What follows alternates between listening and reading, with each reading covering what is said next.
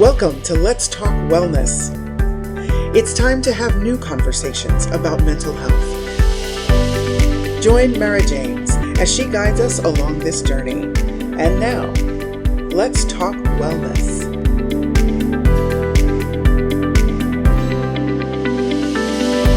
Welcome to Let's Talk Wellness. I am your host, Mara James, and I want to say thank you for joining us today.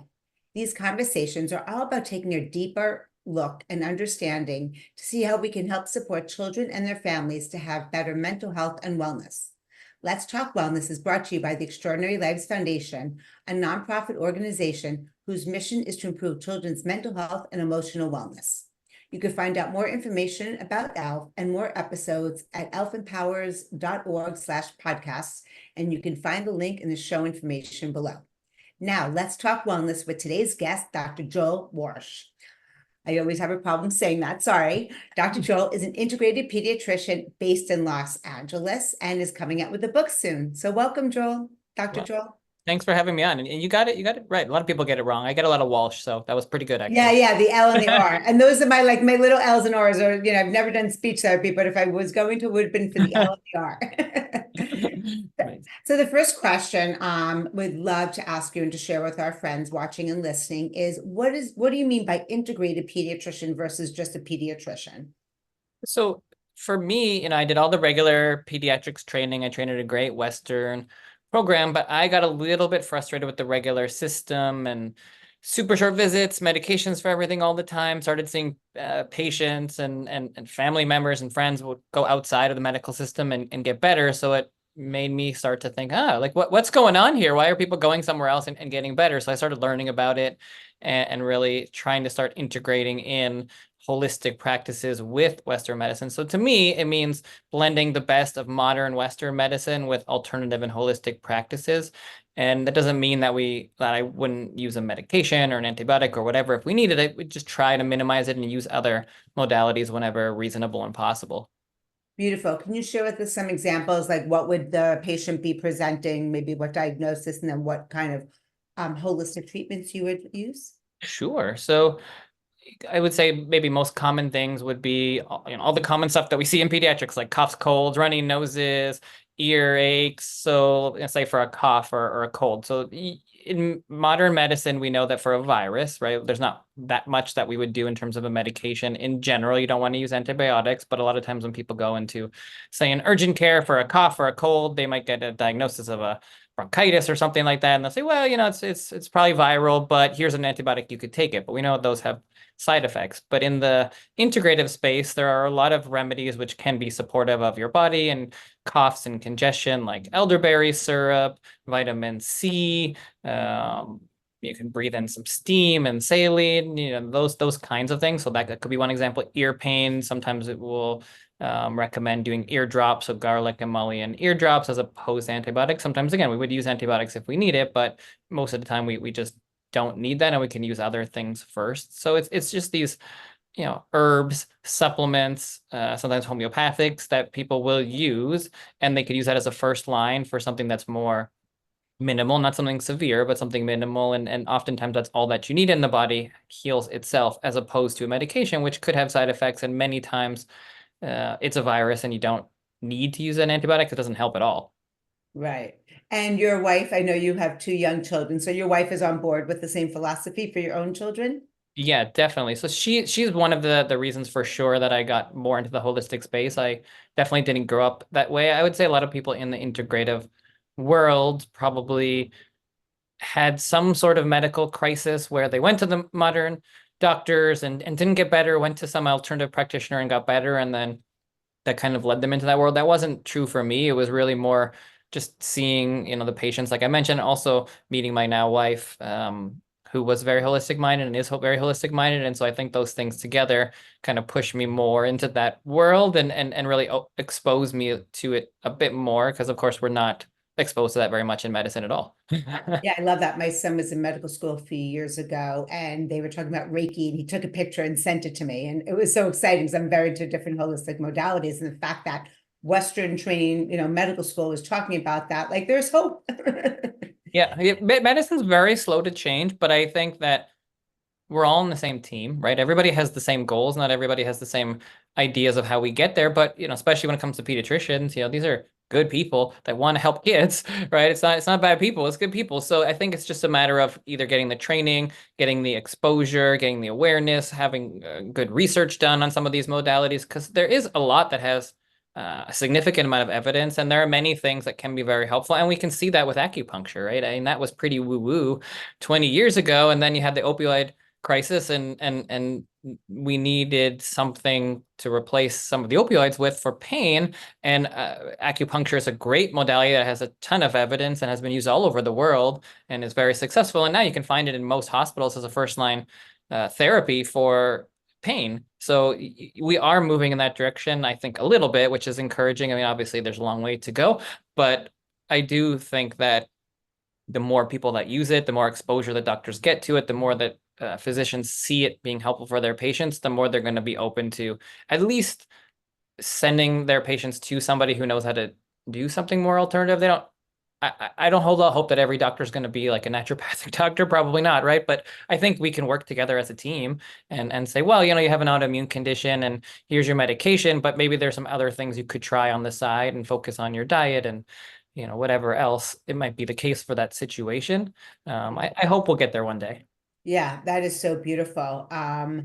So I'm not sure about, yeah, what's your philosophy on, co-sleeping and all that good stuff? Because Yeah, it's a great question. So I think it's very interesting. And that's going back to the book that you mentioned, the reason why I wrote Parenting at Your Child's Pace was really to dive into some of these types of questions, because I feel like these days, most things are very divisive. You talk about almost any sort of parenting question, and it's like, you got to do it my way. This is the only way that's right. And everything else is, crazy, and you're harming your kid, and this is all bad. And that's not the reality for most people. There's a lot of middle ground, a lot of balance. And for most questions, there's not one definitive answer. It's, here's what we know, here's the different options, learn about them and pick which one's right for your family. And so that's the way that I try to teach people to kind of work through this. And so with co-sleeping, it's a very interesting topic. I think maybe one of the most interesting in pediatrics, because the one thing that I've heard over and over again is it's the most lied about topic in pediatrics. It's really interesting, right? Because so many people do it, but they don't feel comfortable talking about it.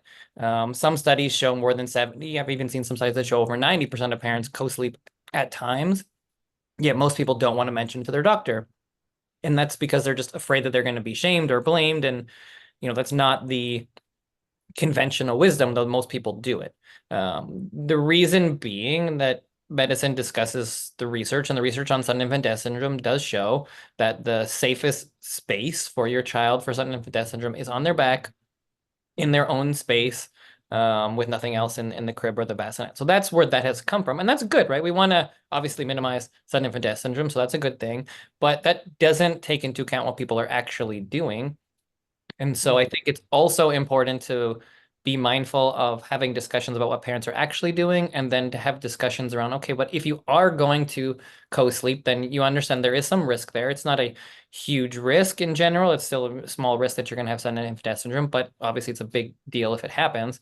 So we want to minimize it. So what are the situations to which you would be most at risk? And we do know those things. We do know that if you are under the influence, so taking drugs, alcohol, medications that are sedatives, then that increases your risk significantly. Or if you're on a very soft surface like a couch, those are the two major situations where sudden infant death syndrome happens. And it's much more rare if you're not in that kind of situation. So I think those are good things to know, because for a parent who does co-sleep, that might inform them that, okay, well, maybe, you've been drinking tonight, then maybe that's not the best night to have your kid in the bed. So let's put them in a different space. Like, these are the kind of discussions that I think are important, because it shouldn't be, this is the one way, this is the only way, especially when there's a situation where so many parents are doing it. I don't think it makes sense as a doctor to tell people what to do. It's to inform them. And that's a big frustration for me of medicine in general, is doctor comes from the word docere, meaning to teach in Latin, yet we've moved from teach to tell. And a lot of things in medicine are like, do it this way, this is my way. And that's not the right way to be. We're supposed to be giving information and letting people make the right decision that for them, and informing you, like, if you do co-sleep, there is a little bit of an increased risk for sudden infant death syndrome. Okay, so you're aware of that and you choose to take those risks, or you don't. But there are also lots of positives from co-sleeping too. And when you say the sudden death syndrome, up to what age does that usually occur? If it, God forbid, it does. So the biggest risk would be in the first few months, so 3 to 6 months or so. After that, the risk is very small. It's still possible, but realistically, in those first couple of months, I think 1 to 3 months is the highest risk for sudden Right. death. Okay, so it's interesting because my husband has an OBGYN, has patients, and he'll refer them to me and with the Hugs for Life Healing Center. That is they become our clients. And so many of these moms that I've been working with are having their children like 2.5 years old. They're still in bed with them. They're still, they're nursing throughout when the child wants throughout the night. And I say to them, and I'm straight, out of pure love, like, is this your child or is this your emotional issue? Do you think that, one, even she saw that she was keeping her husband away with her child, which is, and I'm all about the family's mental health and well-being, right? And especially for the child. So, and then this one client said she was going to wean at 2, and then at 2 years old, this one and that one are having their mental health challenges. So it's like, when I see moms doing it, I feel that for the wrong reasons. I feel like that's a really important time to get involved with the mom's mental health, because the child reflects back I feel that, what the mom's going through. Sure. Yeah, exactly. And so that's where I think you said it beautifully. It's each family, it's such a unique situation, and working with what is the scenario, because for some families there might be, really good reason and it's very helpful to do something like co-sleeping, and for other families, maybe it's not for the best reasons that it's still happening, and that could actually be harmful, for them, even outside of the sudden infant death syndrome, just the other issues, like you said, like mental health. And that also goes to something like sleep training, or teaching with sleep. There are, a lot of discussion on that, another big topic in terms of controversy and different opinions on it. But it goes back to just like what you said, where there are still going to be some kids that they're still going to be in bed when they're 2, 3, 4, 5, and 6, and that can be fine for you if that's fine for you and that's what you want. But some families don't want that. They want to sleep through the night. They want to teach their kids to sleep through the night. And so for some families, that can be very helpful. Can be helpful for your mental health, for your kids' mental health. So it just, I think, again, it depends on the situation, depends on your personal choices and your personal values. Because for somebody who, maybe doesn't work and doesn't mind waking up a few times a night, that could be fine. For other families, they might work in the morning and have to get up at 7 a.m. and they do need that full night's sleep. And so you have to teach them. And a lot of things in life, we do teach our kids for the way that things are these days, like potty training, right? We teach kids to go to the bathroom versus just peeing anywhere that they feel like. So there are a lot of things that we do teach kids, and sleep can be one of them. And we can teach kids to self-soothe and go back to bed, but you don't have to. I don't tell people they have to. I think it's up to you. And I've never seen a parent that's done it that's upset that they did it. They're always like, man, I should have done that 6 months ago. But Right. I people. had a client, 14 years old. She finally got her kid not out of the bed, but out of the room. And she was blatantly clear. She used it, because when, I feel like so many women, you're married to your husband or your spouse. You're not married to your child. And, there was another patient that my husband delivered her third child, this woman, beautiful woman, anorexic.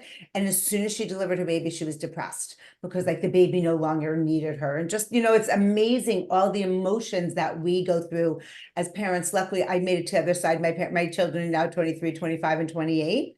So I've gained a lot of knowledge and wisdom. There was, my daughter asked me a question, because we had a therapist that told us at 6, when my daughter was 6, he's like, you need to lock her door so she can't come out in the middle of the night. And, and I didn't know anything then, like what I know about like following your heart versus your mind, or when someone's telling you.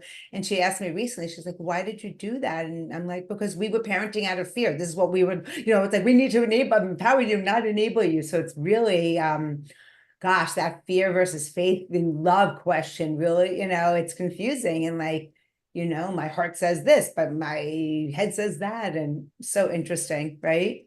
Yeah, no, it really is. And I think that it's even harder these days because of the internet and social media, and we see so much more. So you're not just competing against your own mind, but all the things that you're seeing, and there's just like a hose of like spraying you with all different information of like, this is what you should do, this is what the celebrity's doing, this is what your friends are doing. And I think in the past, you maybe have a little bit more of a village around, and you can talk to your family, maybe your grandma, see what they did, but it was only a few people, and maybe people that you can trust in general. Versus now we see influencers, we see everything. You can Google anything you want and it can take you down a rabbit hole that's not always the best. And so it can be really stressful to even even if you know what you should do or you think you know what you should do, sometimes it's really hard to trust your gut because you read all these things and it takes you down a path that we don't want to go down. Right. So this is interesting. I've seen a couple of my husband's patients recently. They're nursing their 3-year-olds and their newborn. And it's interesting because they each have their own side, and then the breasts end up being different sizes because of milk requirements. Any thoughts about that? I think you're asking great questions. A lot of these to me don't have a perfect answer because there are people that breastfeed for years, and I think that's fine if you want to do it. I think at some point you have to kind of cut the cord and make a decision that we're gonna be doing something else. But some animals around the world, they feed their kids for years, so I think breastfeeding is so wonderful. It's great. There are things that you can get in there that you just can't get from formula or anywhere else. So from a health standpoint, it's a great nourishing food. But I think when is the right time to stop doing that? I think that's going to be different for every family. At least for me, where I spend the majority of my time with this discussion is trying to encourage parents to breastfeed in general. I think it's such a useful thing Yeah. for as long as you can do it. And so I always try to encourage at least 6 months to a year. If you want to go longer, great. If you can't, also that's okay. You never want to shame anybody. Formula is wonderful, and thankfully we have it and it can keep kids alive, but there's just things that we can't replicate in formula. And so any breastfeeding is really helpful and certainly good for viruses and helping with the immune system. So Yeah. I think most people tend to go from 1 to 2 years if they're gonna do it, if they can get that far.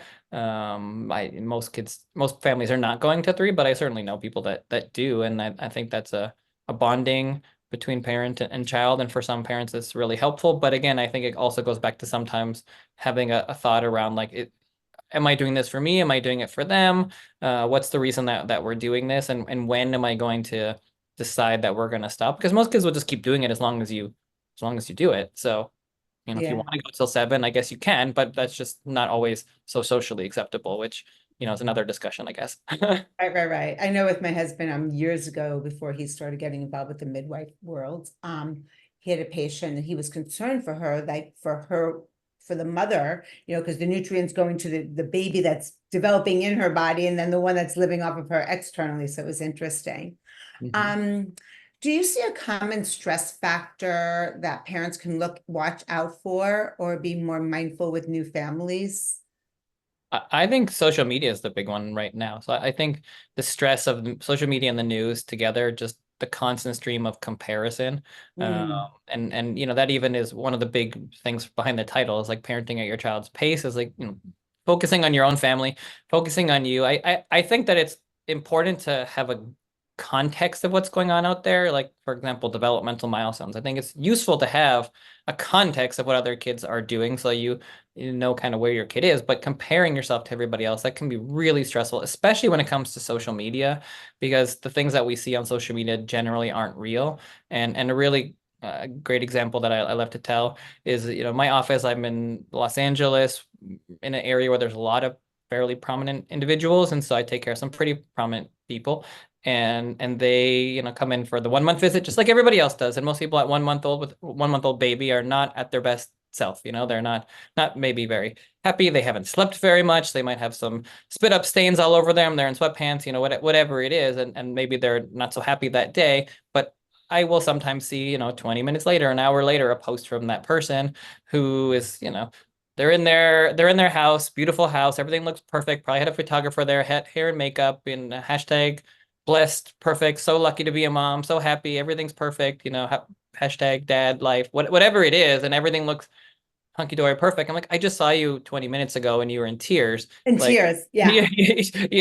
that's not reality. But sometimes if you don't think in that way, it's like, well, why am I at a month and I'm so tired and miserable, and I haven't slept really well in a month, and I'm looking at this other person and look how put together they have everything, but they don't, right? They don't. And so we're comparing ourselves to something that's not real. So I think it's useful just to remember to put yourself in the context of not comparing yourself too much to others, especially on social media. Yeah, that's beautiful. I know, like, oh my gosh, the competition just with like, how much hair does your child have? Or, the feeding, there's so many things, and social media definitely adds to that. So we're going to take a brief break. And when we come back, I want to hear all about your book. So stay tuned, everyone. that you're enjoying today's Let's Talk Wellness podcast. And if you have a topic that you would like us to explore, we would love to hear from you. Simply email us at info@elfempowers.org. That's info@elfempowers.org. And now, back to the show. Welcome back to Let's Talk Wellness. I'm your host, Mara James, and today we're speaking with Dr. Joel. Welcome back, Dr. Joel. All right, let's get back into it. Some good questions you had. And great feedback. Thank you so much. So let's talk about your new book that's coming out, you said in August? In August, yeah, August 6th is the release date. Beautiful, beautiful. Okay, parenting at your child's pace. Okay, do tell. So the big reason that I wanted to do a book was, I think that, first of all, I'm in pediatrics and medicine. Nobody teaches you about social media. Nobody teaches you about helping others outside of the patients that you see in your office, right? And as I opened up my practice and started seeing the interest and the excitement around integrative parenting and integrative medicine, it made me realize that maybe, I can spread this message a little bit further and help people out more online. And that's what led me to start my Instagram. And that's grown pretty quickly, which has been exciting to see. Dr. Joel Gator over the last few years is kind of, people seem to like it. So it's been fun. And that's been great to kind of get the information out there. And then what I realized was that on social media, it's wonderful, but you can't really dive into anything in too much depth. It's kind of little sound bites. And so I really wanted to get into a little bit more of discussion on the main topics that I hear. And I really wanted to start with the first few years of life because I wanted to get to parents early before problems arise. We are seeing a chronic disease epidemic, right? We're seeing more mental health issues than ever. We're seeing 50% of kids have a chronic disease or more, which is terrifying and not what I want to be seeing as a parent or a pediatrician. And so I really wanted to get a book that gets to families early and talks about some of these things and really focuses on prevention, along with all those regular parenting questions. Because if you read the other parenting books, most of them are written by therapists these days or moms, and there's a lot of wonderful, great books out there, but they used to be more written by pediatricians. Now it seems like pediatricians write more health kind of books, like about coughs and colds and runny noses and that kind of thing, but not a parenting book. And so I wanted something that kind of goes back to that book of Dr. Spock, back in the day of the seminal books and blends those two worlds together, because what's missing from a therapist's book is the health side of things. They certainly have a lot of important information about mental health, and they can talk about tantrums and other things like that, and we certainly talk about it too, but they don't really usually talk about diet and sleep and exercise and stress and how those play into childhood. So the first chapter really focuses on health and wellness, and also helping to de-stress parents and kind of comparing and contrasting the past versus the present and reminding people that we can really do it. And then we kind of go through the first 3 years and all the big questions that I get in the office, and then I run through teaching people, or kind of teaching how I think through things and the different sides of each question, and not necessarily telling you what to do, but kind of giving the information, giving the science, the different options out there, and then helping to know what's out there so you can make a decision that's right for your own family. Because that's the way I think medicine should be, and that's the way that I think books should be. It's not one guru's way of like, oh, here's how you should potty train. This is the only way. Here's how you should feed your kid. This is the only way. There are many ways. For the most part, probably doesn't really matter which one you do. You just have to choose the one that works the best for you, and it's not going to make the difference if your kid goes to university or not, if you baby-led wean or give them a That is amazing. So let me ask you a quick question. You said, and we'll share your Instagram account with everybody in the show link. You said it was Dr. Joel Gator as opposed to Dr. Joel Warsh. Yeah. So most people, well, a lot of people online call me Dr. Gator. It's kind of a funny thing from my wife. Her last name is Intelligator, so people started saying Dr. Gator, and it stuck. It's not a Florida thing. Nothing against Florida. I grew up in Toronto, but it's a wife thing. The wife thing. I always blame it on the wife. I love it. Oh, I like it. I think it's more memorable. Kids like it, so yeah, it's easier to say. Yeah, it's easier to say. Yeah, Joel Gator, like alligator. That's really cute. I think that's amazing. Do you talk? I'm sure you talk a lot in your book about emotional wellness, increasing your resilience. Can you share with us a little about that? Yeah, definitely. So one of the big topics, especially in the first chapter, is really focusing on the foundations, building resilience. So I really start by talking about the Dr. Gator smoothie. And the reason that I mention that is because you watch, all the TV shows, the daytime talk shows, whatever, and the guru, air quotes, goes on and says, oh, here's the magical smoothie. It'll cure everything. This is what you should take. And the reality is there's no such thing, right? The reality is there are many important things that we need to do every day to really work on resilience and foster our health. So I start with a big scoop of the seeds, being stress, environment and toxins, exercise, and sleep. And then you can mix in some other ingredients like getting out into nature, getting more vitamin D, family time, connection, love. Like these are the things that really matter in terms of building our resilience. And so that's really the smoothie to health. And that's one of the big parts of the introduction chapter. I love that. I was ready for you to talk about protein and shake, but this is the same equivalent to that. Wow. What is one of your favorite parts of the book? I know you love it all, of course, but if you had to Yeah. choose one chapter. No, I think the introduction chapter to me is really the chapter that is most exciting for me. It's completely different than any other parenting book for sure. Nothing's ever, spoken about, I think, health in that way in a parenting book, which is connected to things like, what happens in the hospital and potty training and tantrums. Like that's not how those books starts at all. So I think that's a really unique aspect. And then also just comparing and reminding people about the stresses of modern life versus the past. And yes, there's a lot of stressful things in the world, but people, used to live till 40 and we definitely live longer now. So there are a lot of things that we have that we just never had before in parenting. And again, there's a lot of stresses, but also we just see a lot of things. So we're more stressed about things that aren't necessarily worse than they were in the past. And we have safety standards. We have seatbelts. We have helmets. We have pool gates. We don't have lead in everything these days, or mercury in everything, when they used to have, cocaine and heroin and mercury and all sorts of medications and things like that was normal back, 100 years ago or 50 years ago. And that's not the case anymore. We've learned a lot, and the world in general for a parent is much safer. And so I think it's just reminding people about putting it into perspective, and it doesn't mean there aren't stresses. Of course there are. But sometimes we need to put those things back to perspective and remember that we actually can do it, and really encouraging and fostering the parenting resilience, I guess, that we can do it, and it's innate to us, and we can definitely handle this even if we don't think that we can. Yeah, I love that. And with the mom, I never knew what it meant, like to have that gut instinct. But to me, it's like a gift from God that we really know internally what to do. And, even with my middle son, who was diagnosed with Asperger's and ADHD at 6, I knew when he was acting a little more irritable, and I knew he needed more medication. My husband, who loved giving out medication as an OBGYN, was like, no, he's fine. So I said, didn't listen, took him to the psychiatrist. She increased it. And within 24 hours, you could see the difference. And of course, way back then, I didn't know anything about holistic. It's a whole different ballgame now. So there was a Harvard psychiatrist that said, if you want to work with a child's mental health, go to the mom's first prenatal visit, which I know that you don't get to see the prenatal visits, but then the OBs hand over the mom to you. I wonder if there's ever been a study like looking at like how the mom is on her visits at the pediatrician's office and with her child, and how like the mental health is later on for the child.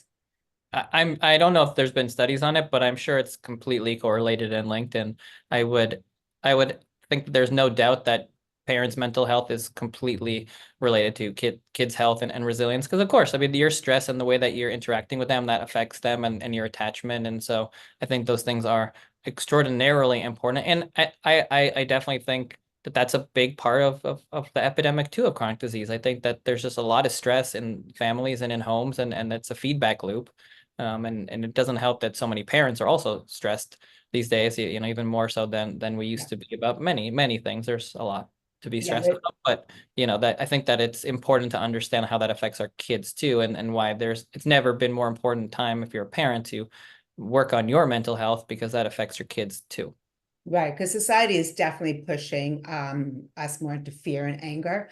I have a client who is so distraught with the war that's going on in Israel, and she has so much anger, and she keeps getting calls about her younger child who's 3, who's having tantrums. I'm like, this is why it's so important for you to put your oxygen mask on first, and let's help you, because your daughter is mirroring your emotions. And it was just so unbelievable. And a lot of times again, my husband would have patients coming in that they never took care of themselves, but I want to get pregnant and I'm going to start eating right and taking vitamins and working out. And so a lot of people, especially women, don't take care of themselves, but they'll do anything for their child.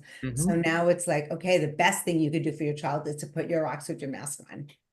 Definitely it is. And you have to do both. I mean, it's really important to take care of your kids, of course, but you also take care of yourself, because taking care of yourself is taking care of your kids.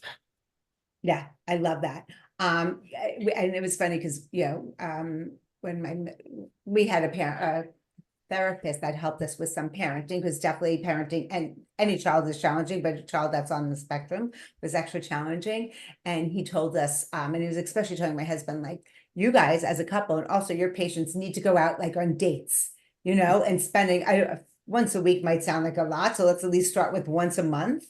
So do you talk to your patients about making sure that they're nurturing their first, if you're working with the mom, like nurturing their first babies, which is their spouse?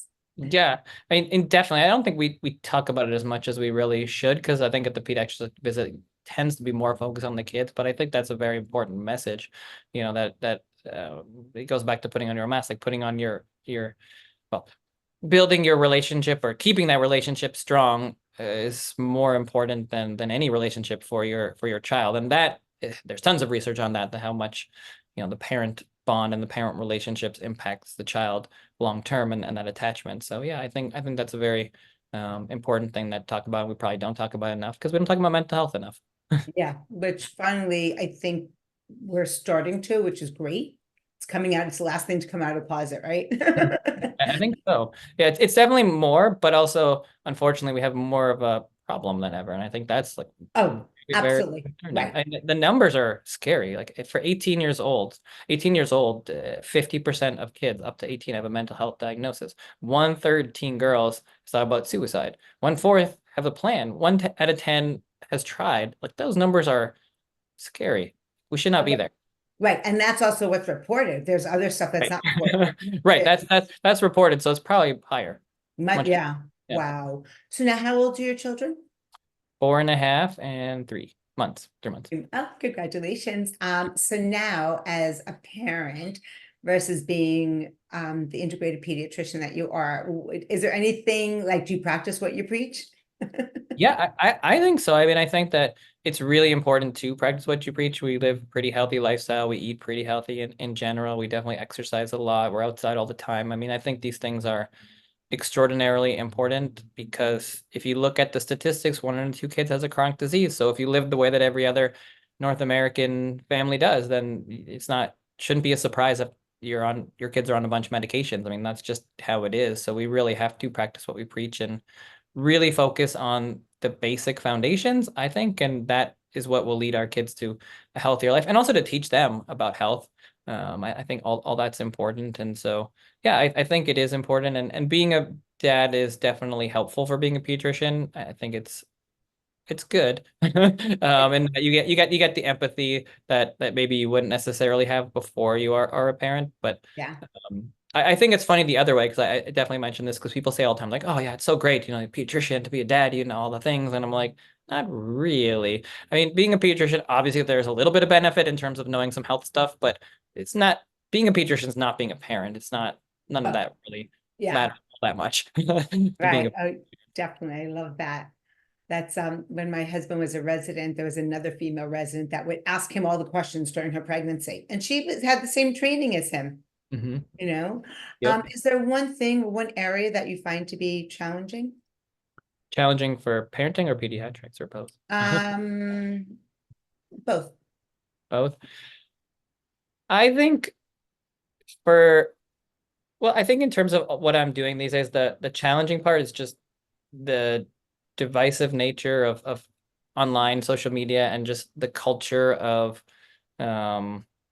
not being able to have discussions and not being able to talk about all the things that I think are important. There are so many topics that need discussion, and censorship and shutting down discussions, that to me is really just not the way to go. And that's certainly a chunk of how we're moving in the wrong direction, of not being able to have discussions and debates and talk about just about any topic. And certainly when it comes to integrative medicine, there's still a lot of people certainly in the medical world that see it as pretty woo-woo, even though it doesn't have to be. And so it can certainly be a challenge at times to kind of thread the needle and not get myself in trouble. But at the same time, kind of push the envelope and help to empower people and talk about things. So to me, it's really just that I wish there was a little more openness and ability to have discussions on all these topics and not to get so mad if you don't agree on something, just either scroll by or have a discussion. We don't have to agree on everything. Right. Yeah. God, that's it, from your mouth to God's ears. Wonderful. Is there anything else that we haven't discussed that you'd love to share with our friends out there watching and listening? I think it's always good to finish off on a positive note and just to remind people that you can do it and you got this as a parent. Again, parents, we've been parenting for a long time. Many parents have done this for many generations, and we have, again, a lot more safety standards than we ever have, and we have an internet so we can look things up if we need to, and we have phones so we can make a call or run over to the hospital when need be or whatever it is. So I really think that yes, it can be scary, and yes, it's a good thing to be a little nervous if you're going to be a parent. I think that's a good thing to have appropriate response to becoming a parent, appropriate nerves, but not too much. And I know that people can do it, and we can do it, and you can do it. And I just want to share that message that, you got this. If parents can do it, we're going to do it. We all are doing it together, and we figure it out as we go. And we'll all make mistakes, and it's okay. Exactly. Beautiful. What's the best way people want to get in touch with you? So if you want to get in touch with me, the best way probably on Instagram at Dr. Joel Gator, or you can go to the website for the book, which is the same name, parenting@yourchildspace.com. And you can grab the book there from any of the book places that you want to go, Amazon, wherever it is.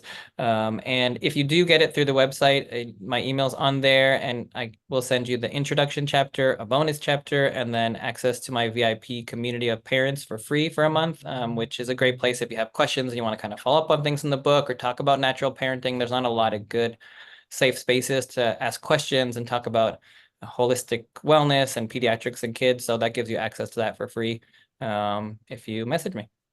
Beautiful. And we'll list the website and the link for the book when it's ready. Thank So you. Dr. Joel, and all of our new parents, old parents, future parents, I want to just say that you are amazing. Thank you. Thank you. All the parents are amazing out there. Really love that. Thanks for having me on. Thank you for joining us for this episode of Let's Talk Wellness. This podcast has been brought to you by the Extraordinary Lives Foundation, a 501c3 nonprofit organization. If you would like to listen to more conversations like this, we invite you to subscribe to our mailing list at www.elfempowers.org to be notified when our episodes are published. Thank you for joining us, and we look forward to bringing you our next conversation on Let's Talk Wellness.